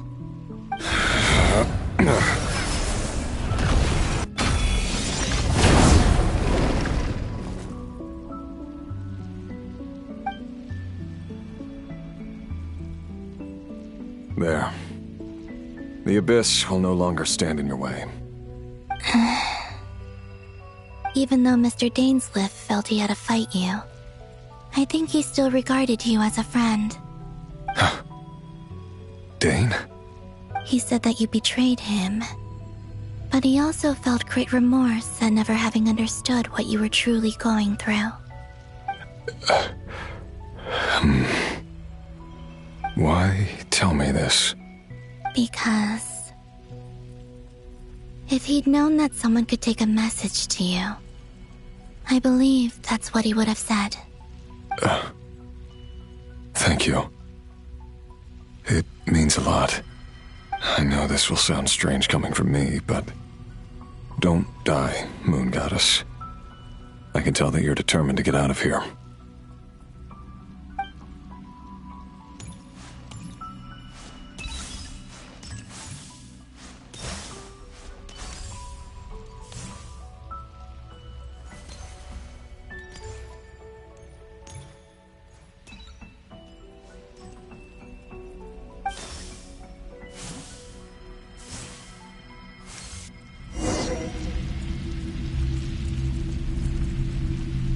He kept his word. The Abyss is no longer obstructing my path.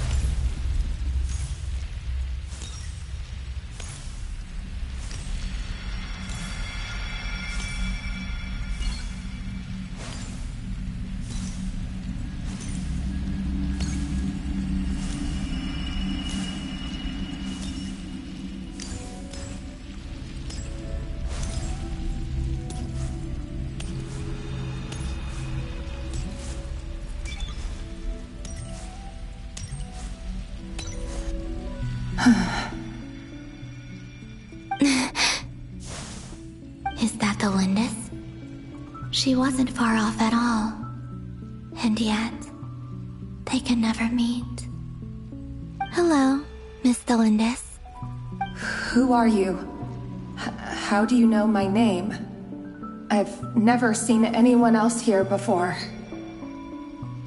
You can call me Columbina. I promised Rerir that I'd bring a message to you. Rerir? My Rerir? Is he well? He's doing better than he was. Better than he was, huh? Sounds like he's had a pretty rough time. Others have had a rough time on his account too. In many cases, their time ran out because of him. And I'm not just talking about the children of the Crimson Moon. So, things got worse before they got better. Could you tell me what happened, Miss Columbina? Are you sure you wish to know? Yes. This is my opportunity to learn the truth. No matter how hard it is to hear, I have to know. I admire your courage. However, time is short. I cannot stay here for long.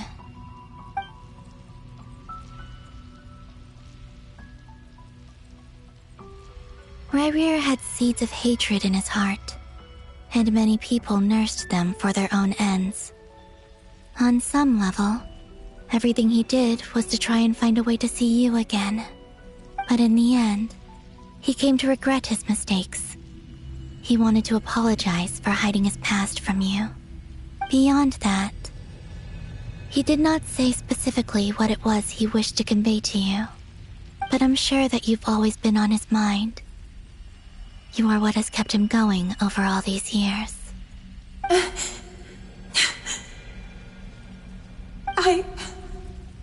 I'm sorry, Miss Columbina. This is so upsetting. I'm not sure how to put my feelings into words. It's all right. I understand. Well, that's everything from me. So, I guess I'll be... Wait. One moment. Time flows backwards here. The road ahead only leads further and further into the past. I know.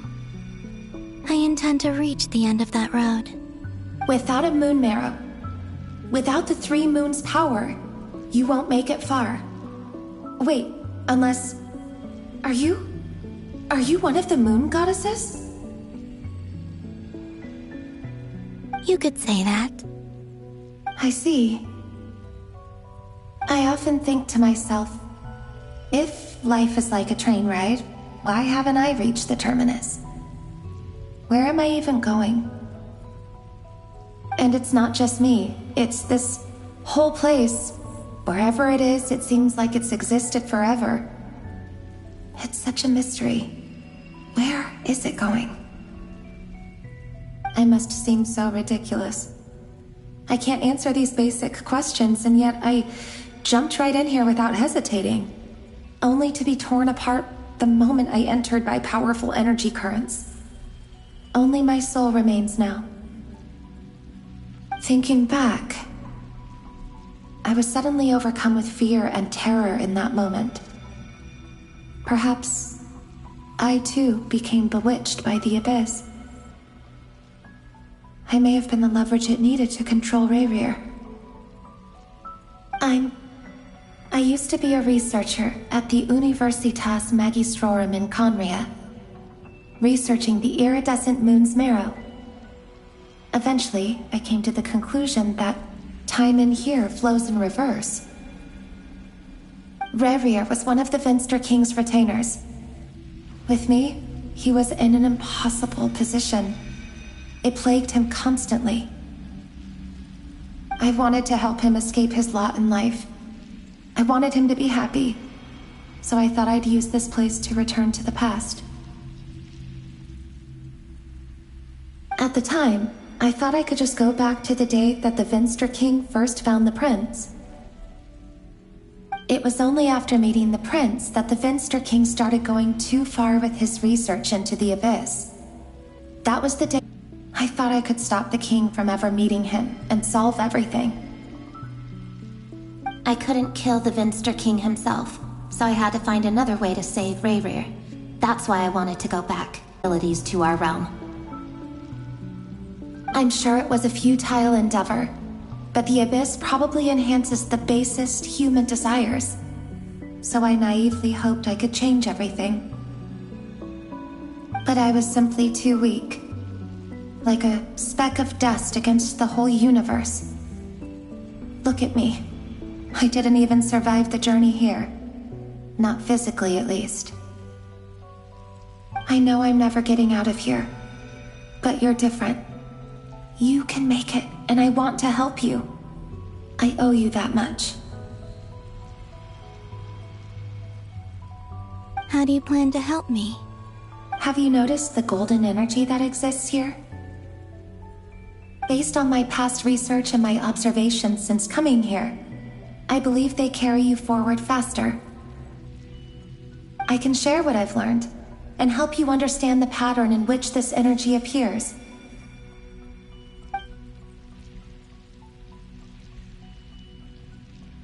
I think you just might... Now, I know you will be able to change the past. Also, I've been speculating about where this space ends. The documentation was scant, but from what I know of the legends about the moons, the oldest ones seem to begin with Nibelung, king of dragonkind. I have no way of verifying any of it by this point, but if it's true, you might be able to reach that era if you keep walking. Understood. Thank you, Miss Thelindis. I'm the one who should be thanking you. If you hadn't entered this realm of everlasting death, what use would my deductions be? Thanks to you, they have some meaning. About Rayrir, I'm so sorry. For everything. It wasn't your fault. That's not true. Because we both feared bringing trouble upon each other, neither of us ever told the truth. And that dishonesty sealed our fates. But enough about that. I wish you a safe journey, Miss Columbina.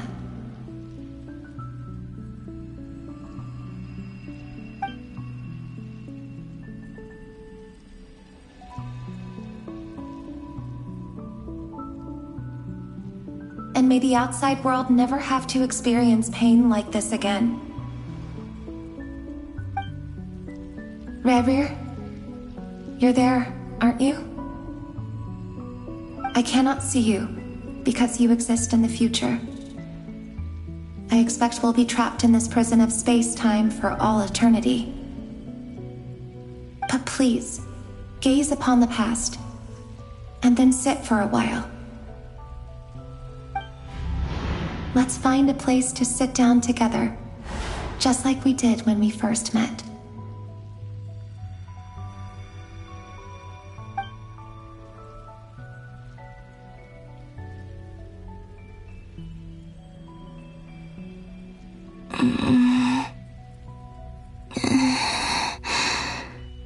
How long have I been walking? How much further till I reach the end? Is there even an end to be found? Everything's getting blurry.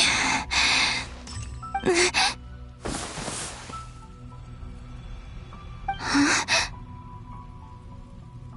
Are you all right, little sister? Have you come from the distant future?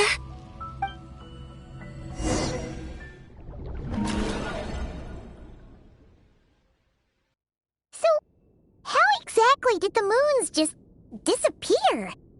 Shouldn't it be a little harder to get rid of major creations like moons? The world is a vast and ancient place. On a certain scale, all life lasts for but a fleeting moment. Miss Nicole explained that the moon goddesses likely perished in the War of Funerary Flame. The moons themselves were also destroyed at that time, save for the Frost Moon, from which a new moon goddess was later born. Am I missing something then? 'Cause the stories say that the moon goddesses were born on the moon, but doesn't Columbina say she was born in Nodcry? Huh, you're right! Why do their birthplaces differ? What's the difference between the two generations of moon goddesses? Also, remember what Sandrone said? Her scans detected 4 moons. In other words, 4 moon marrows. Technically, the result of the scan means that 4 moon marrows were detected and positively identified as moons in that moment. In other words, this piece of information alone isn't enough for us to know how Miss Columbina is doing right now. Yep, we have no way of staying up to date on whether she's dead or alive. She's on her own for now. But at least she's trying her best to get back to us. Yeah. She's a tough cookie. And a sore loser, too. We have to trust that she'll find a way. Because we really need her power. As much as it pains me to say it, we've got no chance of beating Dottore in a straight-up fight. He's much too powerful. It wouldn't even be close. That maniac is going to devour everything in his path until he reaches us. We need to find someone or something that can stop him before he does anything worse. I'll be frank. Our only hope of defeating this false god is with a real moon goddess on our side. I'm not just saying this because Columbina's a friend and I want her back safe and sound. It's just the truth. And I know that even she was no match for him when he attacked, but I don't have a better solution. We're not giving up on saving her, whether she can defeat Dottore or not. Right. Don't worry, Miss Sandrone. We're all aligned on saving Columbina. No one's trying to argue that we can only justify saving our friend because it will help save the world. This is about multitasking. We want to save both. So, she's more than just a moon goddess to you guys? Absolutely. Duh! She's part of the gang! And you are too, you know. Yes, I know. You don't need to labor the point. I knew that the moment I came running over with my documents that I was part of the in-group. I mean, if Arlecchino can fit in, I certainly can. Anyway, as for how we get Columbina back, I've been working on it constantly. But I think I'm still lacking certain information about the moon. I'd probably get there if I could continue my calculations, but the problem is, I've run out of computing power. Computing power? You mean you need more energy? No, the issue isn't energy, it's processing power. There's so much data to get through that the whole process has just ground to a halt. That's a tricky problem. René de Petrichor of the Nazissenkreuz Ordo once foretold the fate of the world. But I don't know how he did it. My guess is that he used the primordial sea's power. However, that won't work for me. His methodology was vastly different from my own. What's worse, they're incompatible. And, to top it all off, we can't even leave Nodcry. Ugh, this is so annoying. If I'd known we'd run into a bottleneck like this... Well, no, the design bureau's a bust as well. Curse that Dottore! Couldn't have made this harder for me if he tried. Oh, what do we do then? How about we grab a bite to eat and take a break? Maybe something will come to mind after you've cleared your head. You don't get it, do you? I'm trying to calculate the fate of an entire world here. And I need accurate results, not vague prophecies. Where the heck am I gonna find the computing power for that?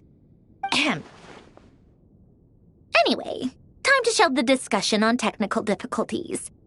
Being a killjoy isn't very ladylike, after all. Either way, we've done what we can. Rest well, everyone. Remember to let us know if anything new comes up. Haggai? Is he hinting that we should talk outside? Let's go somewhere a little more private.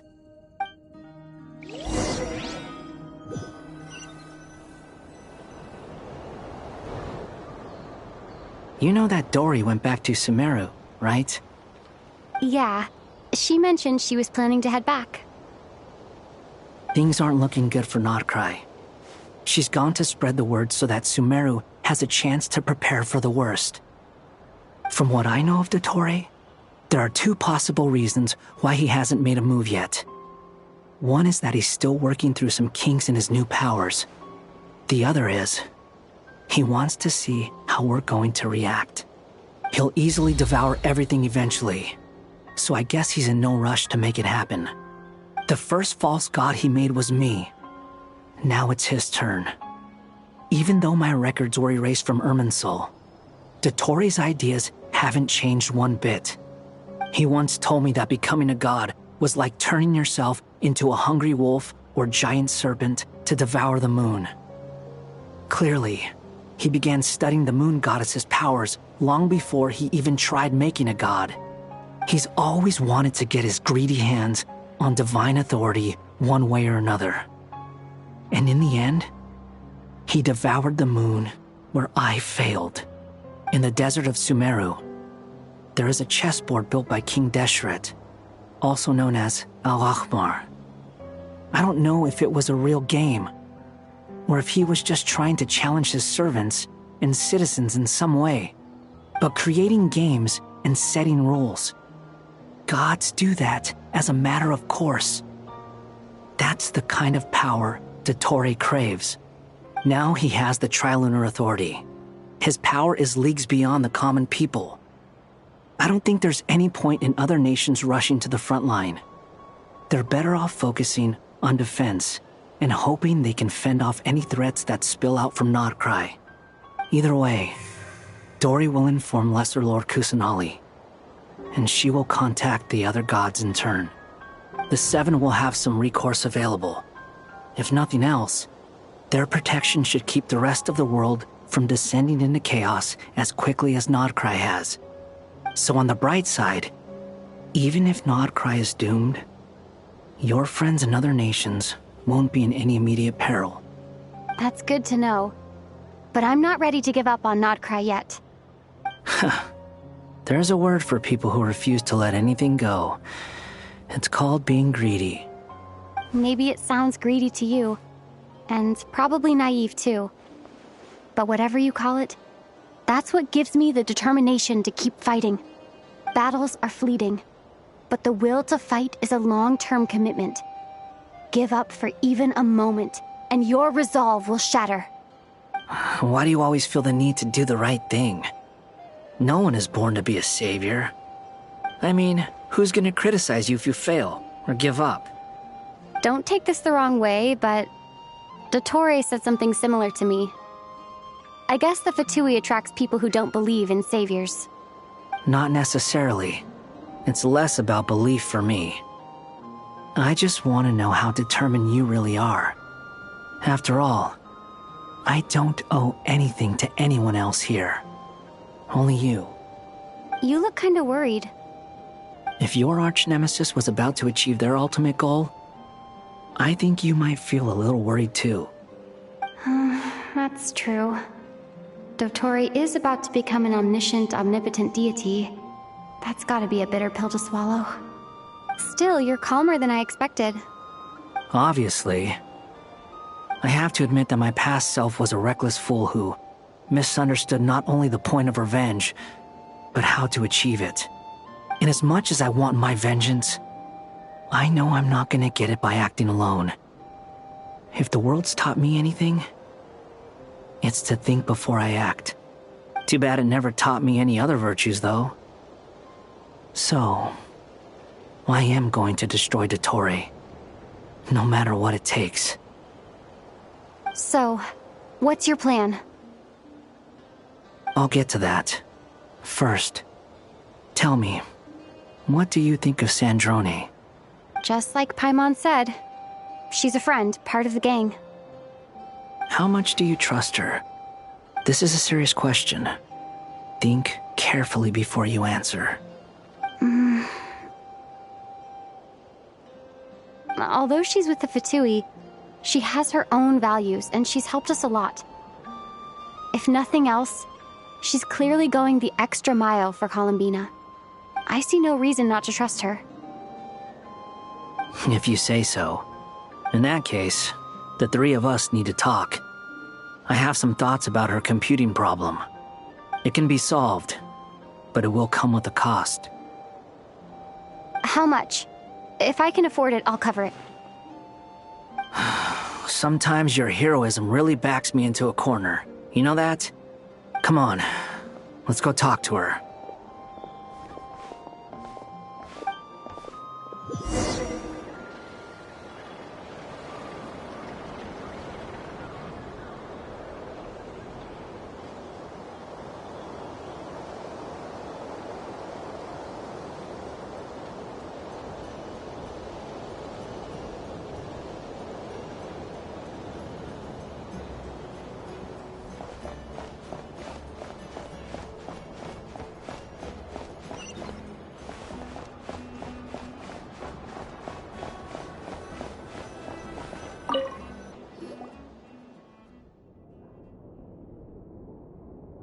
Miss Androne, Traveler. Hey there. you? She was just helping them sort through their things. How did your chat go? That was fast. The call only just ended. Well, you said it was urgent, so we got here as quickly as we could. Albedo, I have some alchemy questions for you. I see. Looks like my knowledge proved useful after all.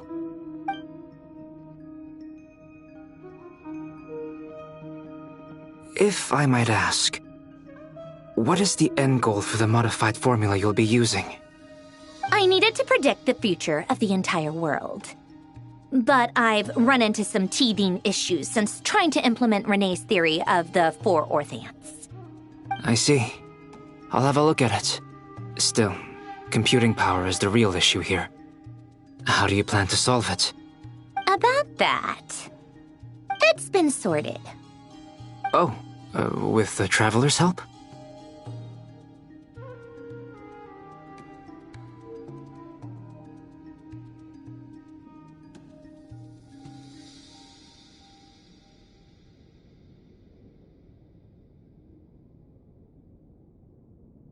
Actually, you're not wrong. She found the person with the solution. Was it Hat Guy? Yeah, it was him. Wow! Go Hat Guy! Seems like all that time studying at the Academia is paying off big time. But where is he? Wasn't he the one who asked Albedo and I to come here? Come with me.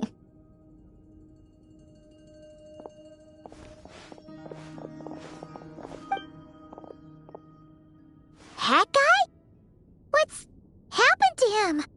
Hat Guy! Can you hear us? No response. I guess he's in hibernation. Hat Guy mentioned that he was a puppet. It seems that his functions are currently shut down. I presume this has something to do with the solution to your computing problem. That's right. He and the Traveler came to see me. Wait, what? You have a solution? Would you calm down? Why do you always react so hysterically to everything? Excuse me? How would you know? You shouldn't be so quick to judge complete strangers. It's very bad manners. Oh, please. It doesn't take that long to figure out that you have a temper. Where does a mere student get that kind of confidence? I've actually published more papers than you. Not that status counts for much. Even Paimon's applied for Academia admission. Huh? Are you serious? See? This is why I can't be bothered to explain myself. She recognizes no one's skills but her own. Okay, fine. I'll hear you out. So, tell me, how do you propose to solve my computing power problem? This world itself is constantly processing all kinds of information. If it's the world's future you're trying to calculate, you need a processing device that's designed to cope with that volume. Easier said than done. Only Irminsul can handle that kind of... Wait, is that what you're suggesting? But surely we can't just plug my formula directly into the ley lines. You should be able to tell that I'm not human, right? Yeah, I noticed. The technology, though, seems pretty ancient. Very different from Fontaine's. It's a completely different system. Conrian, to be precise. I'm what they would have called a puppet.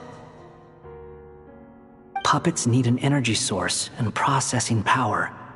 The artisans who built them sought out the materials most suited for that purpose. You? Do you mean... The Traveler and I have talked it over. She's willing to vouch for you. So, I'll allow you to borrow my core for your calculations. It was built using wood from a silver-white tree. which makes it a small part of Irminsul. Conrian technology and Irminsul wood. Who in the world could have built you? Are you sure about this? A puppet without its core will cease functioning completely. And if it's left in that state for too long, it might not recover. You could die if you do this. You do realize that, don't you? I can put two and two together, yes. No need to rub it in. I won't lie to you. This has never been done before. I cannot guarantee your safety. Doesn't matter. I'm prepared for the worst. Did you two actually talk this through? Is he... Are we really considering this? Yes, we discussed it. The bottom line is, he trusts me and I trust you. Let's give it a shot, shall we? Honestly, I have no clue where this kid even came from. But for whatever reason, he lent me his core to use in my formula. I'm very close to finishing my calculations now, and the core is currently in use. So I'm sorry, but I can only show you a sketch right now. This is what the core looks like. A silver-white branch. It certainly matches the legends told about Irminsul. Is Hat Guy gonna be okay? He's not gonna die, right? Right? In theory, he should be fine. As long as we put his core back in time. Beyond that, all I can say is that I'll try my best to avoid risk and make sure the core doesn't sustain any damage. I think I know why you called us here now. Someone needs to watch over his body and make sure it's protected until the process completes. Correct. He said that the only ones he trusts here are you two, and the Traveler. And the Traveler will have other work to do.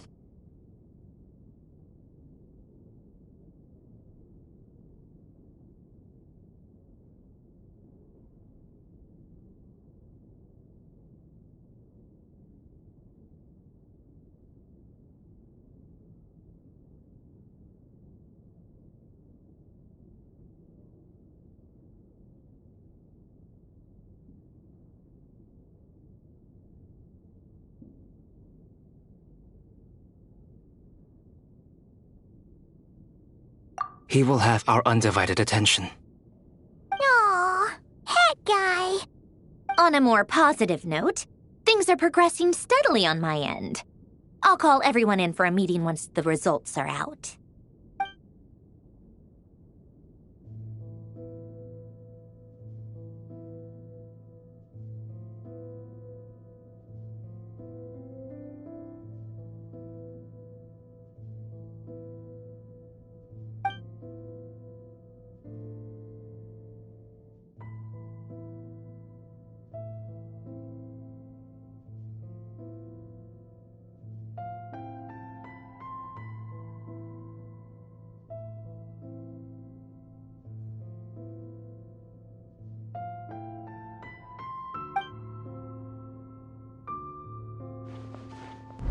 The worst case scenario with the core removal is either a system reset or a total loss of function. But I'm not afraid. A quiet death should have been my fate long ago. A core is completely different from a heart. It's like another vital organ entirely. I never believed it could be a true replacement for what I sought.